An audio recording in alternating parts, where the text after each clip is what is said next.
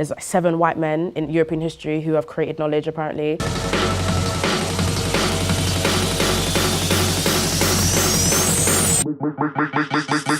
the ground shake.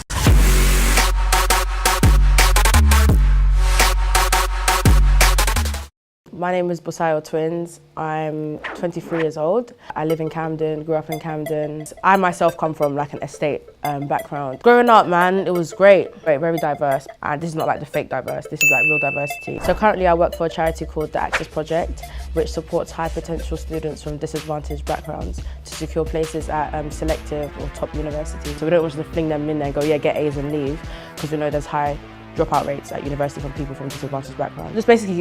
Just give them ways to survive.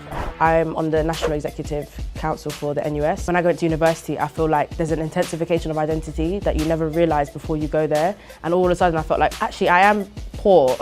I can't say my dad works at Goldman Sachs and this is my internship in first year. I've only had like 30 people in class. I wasn't used to people having only 3 people in their class and whatever it is. So there's a lot of like social capital I didn't really have. When I went to London School of Economics, I became the first black general secretary there.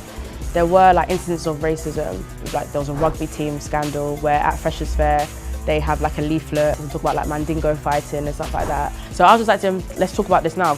And it was many of them, rugby teams. Then the next day, they filed a complaint against me, saying like they thought I was gonna beat them up. So out of 14 of you, men, I intimidated you.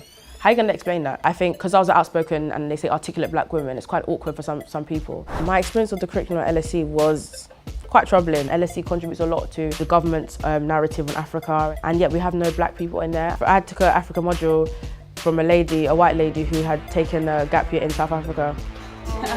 Essentially what you say is that there is nobody qualified and knowledgeable in this topic that comes from these particular courses. It's quite rude, you know, to have a whole continent and a whole like people discussed from a point of view from someone who's read a book. So we're all reading from the same book, so what added value are you giving me? No one talks about how African people on the ground feel. We're talking about how people 100 years ago who fought for our independence feel. I might as well stay home. My mum has been there her whole life, and you have to create different spaces to really learn for your own personal development.